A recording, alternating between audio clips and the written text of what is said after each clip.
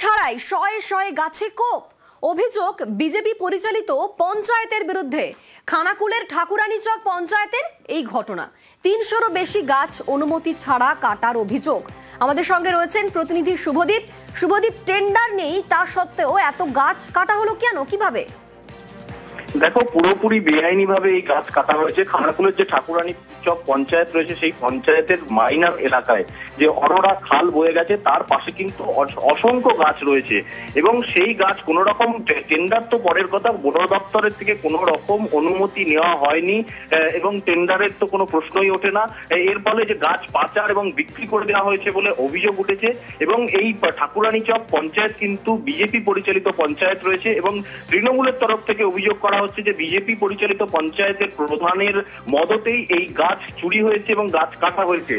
যদিও বিজেপির প্রধান দাবি করছেন তার পঞ্চায়েত এলাকায় গাছ কাটা হলেও তিনি জানেন না এইভাবে গাছ চুরি হয়েছে বা কাটা হয়েছে বলে তিনি জানেন না বলে অদ্ভুত যুক্তি দিচ্ছেন।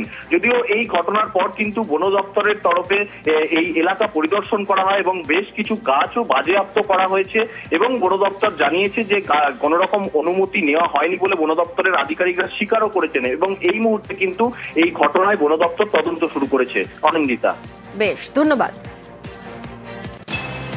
কোনো পারমিশন নেই, এইটি ঠিক, সেইটি অবধি আমরা বলতে পারি, বাকি আমরা কিছু বলতে পারি। কে বা কারা কাটলো সে বিষয়ে সেইটি তো ইনভেস্টিগেশন করার পরেই বলা যাবে। সম্ভবত 4 তারিখে ডিটেকশন হয়েছিল যে অনেকগুলো গাছ এখানে কেটে ফেলেছে। 5 তারিখে ওটা গাছগুলোকে জিম্মানামা একটা দিয়ে গেছিল পঞ্চায়েত প্রধানের কাছে, যেহেতু আশেপাশে লোক পাওয়া যায়নি তাই ওগুলো রক্ষা করতে সাধারণত এরকমই ফলো করা হয়। হয় একজন রেসপেক্টেড স্কুল শিক্ষক, পঞ্চায়েত প্রধান, কাউকে দেওয়া হয় যে এগুলো রক্ষা করবেন। ইনভেস্টিগেশন চলছে। শত শত গাছ কেটে পাচার করা হচ্ছে, বিক্রি করে দেওয়া হচ্ছে। হাওড়া ডিভিশনের যিনি অফিসার এসেছেন প্রত্যক্ষ তিনি দেখেছেন এবং তিনি স্বীকার করেছেন যে এর কোনো পারমিশন নেই। এই গাছগুলো যে কাটা হলো তাহলে কার নির্দেশে কাটা হলো? এখানের যে গ্রাম পঞ্চায়েতের প্রধান আছে বিজেপি পরিচালিত, এই পঞ্চায়েতের প্রধান তিনি হয় সব কিছু জানেন নতুবা তিনি না জানার ভান করছে। বিজেপির কাজ গাছ কাটো লুট করো, গাছ কাটো লুট করো। অবিলম্বে দোষীদের দ্রুত গ্রেপ্তার করতে হবে।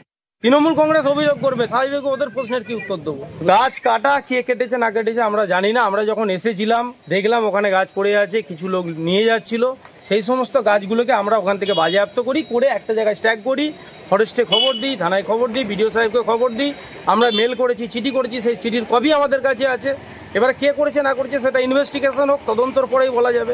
তার আগে তো বলা যায় না যে এই করেছে সে করেছে, এটা আমরা বলতেও চাই না। যদি কেউ দোষ করে থাকে ইনভেস্টিগেশন হোক, ইনভেস্টিগেশনের পর যা হবে। নিউজ 18 বাংলায় স্বাগত। খবর দিনভর নিয়ে আমি অনিন্দিতা। নজর রাখবো বসিরহাটের দিকে। বসিরহাটের 19 নম্বর ওয়ার্ড, সেখানে এসআইআর নিয়ে আতঙ্ক। 2002-এর তালিকায় নাম থাকলেও 2025-এ নাম বাদ। কোথাও অবিবাহিতকেই বিবাহিত দেখিয়ে নথি, ভাইকেই স্বামী দেখিয়ে তালিকায় নাম। এরকমই ভুরি ভুরি অভিযোগ উঠছে বসিরহাটের 19 নম্বর ওয়ার্ডে। এসআইআর নিয়ে রীতিমতো আতঙ্ক বসিরহাটের 19 নম্বর ওয়ার্ডে। 2002-এর তালিকায় নাম থাকলেও 2025-এ নাম বাদ। কোথাও অবিবাহিতকেই বিবাহিত দেখিয়ে নথি, ভাইকেই স্বামী দেখিয়ে তালিকায় নাম। আমাদের সঙ্গে রয়েছেন প্রতিনিধি অনুপম। অনুপম, বসিরহাটের 19 নম্বর ওয়ার্ড, সেখানে এসআইআর এর পরে ভুরি ভুরি অভিযোগ উঠছে, কিন্তু এত গরমিল হলো কিভাবে, আর ঠিক কি কি অভিযোগ উঠছে?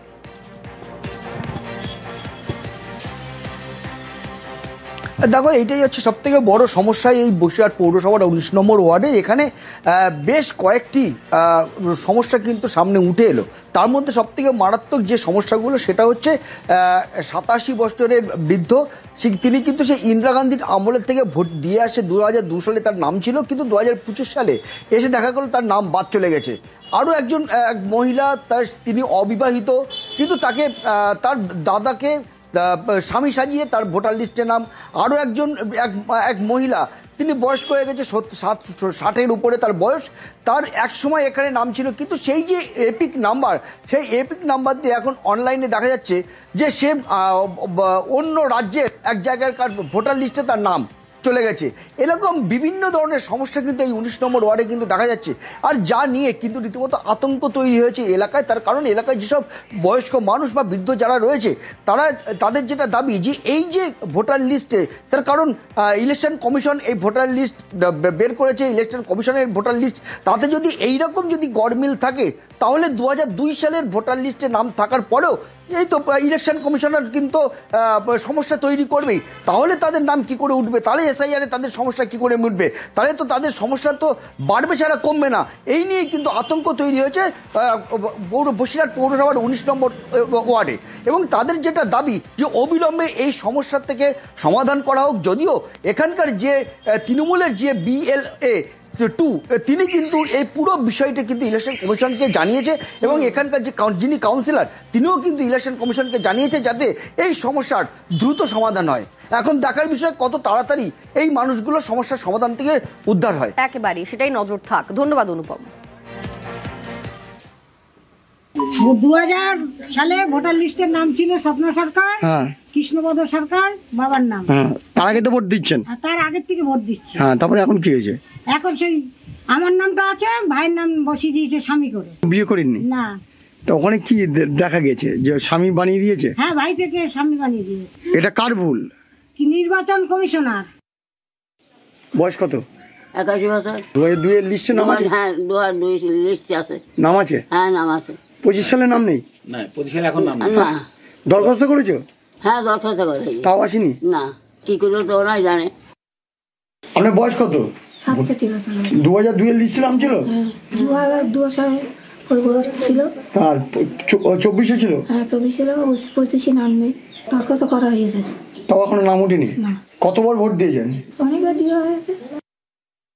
ভোটারটার নাম আছে স্বপ্না সরকার, কৃষ্ণপদ সরকার, বসিরহাট 19 নম্বর ওয়ার্ডের 179 পাটের ভোটার। 24 সালের লোকসভা ইলেকশনে এই ভদ্রমহিলা ভোট দেন।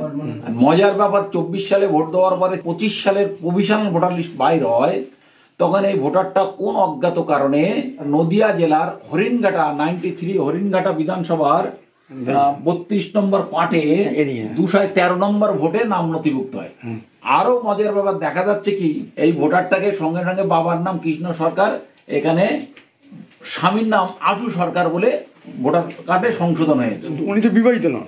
উনি তো বিবাহিত নন, অর্থাৎ অবিবাহিত মহিলা বিবাহিত হয়ে গেলেন নদিয়ায় যে অজ্ঞাত কারণে বিবাহিত হয়ে গেলেন।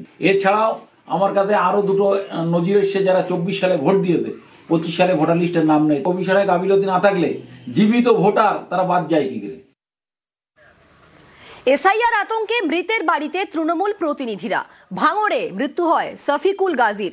তার বাড়িতে এবার তৃণমূল প্রতিনিধিরা যান এবং এসআইআর আতঙ্কে মৃতের পরিবারকে আর্থিক সাহায্যের কথাও বলেন তারা। এটা তাদেরকে তুমি বলে দিও যেন অন এন্ড অফ এদের সাথে পরিবারের সাথে যোগাযোগ রাখে। কোনো অসুবিধা হলে এখানকার কাকুদের সাথে যোগাযোগ, আমরাও তোদের যোগাযোগ রাখতে হবে না, আমরাই তোদের এখানে আমাদের যারা নেতৃত্ব আছে তারা তোদের সাথে যোগাযোগ রাখবে। আদি বাড়ি মিনাখায় ছিল, এখানে এসে ছোট্ট ব্যবসা করতেন, ফুচকা বিক্রি করতেন। যেহেতু তার বাবা মার নাম ছিল কিন্তু তার নাম ছিল না, দিনের পর দিন আতঙ্কিত থাকতেন। স্ত্রীকে বলতেন যে আমাকে কি তাহলে বাংলাদেশ চলে যেতে হবে? কি অপরাধ ছিল এই মানুষটা? বিজেপির সরকার, অসভ্য বর্বর একটা সরকার, নির্বাচন কমিশনকে কাজে লাগিয়ে মানুষকে বেনাগরিক করার চক্রান্ত করছে। গোটা ভারতে ভোট চুরির সবচেয়ে বড় নতুন কৌশল হচ্ছে এই এসআইআর, নির্বাচন কমিশনকে ব্যবহার করে। আর এর বলি হচ্ছে বাংলার সাধারণ মানুষ। শুধু ভাঙড় তো নয়, কুলপিতেও এসআইআর আতঙ্কে মৃত্যু হয় এমনটাই অভিযোগ ওঠে। এসআইআর আতঙ্কে মৃতের বাড়িতে তৃণমূল প্রতিনিধিরা। কুলপিতে মৃতের বাড়িতে তৃণমূলের প্রতিনিধিরা। আমাদের সঙ্গে রয়েছেন প্রতিনিধি আনিস উদ্দিন। আনিস, কি বললেন তৃণমূল প্রতিনিধিরা সেখানে গিয়ে? একেবারে দেখো, কুলপির যে কালীচরণপুর গ্রামের বাসিন্দা শাহাবুদ্দিন পাইক, এসআইআর আতঙ্কে তার মৃত্যু হয় এমনটাই অভিযোগ ছিল পরিবারে।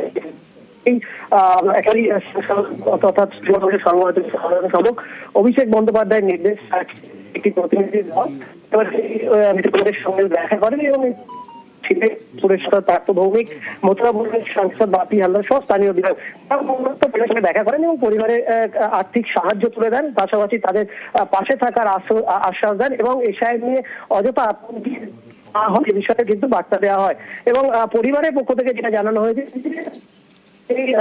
তৃণমূল নেতৃত্ব এবং এলাকার জনপ্রতিনিধিরা প্রথম থেকেই ছিলেন এবং তারা আশ্বাস দিয়েছেন, তারই পাশাপাশি আর্থিক সাহায্যের কথা ঘোষণা করেছেন তারা। ধন্যবাদ।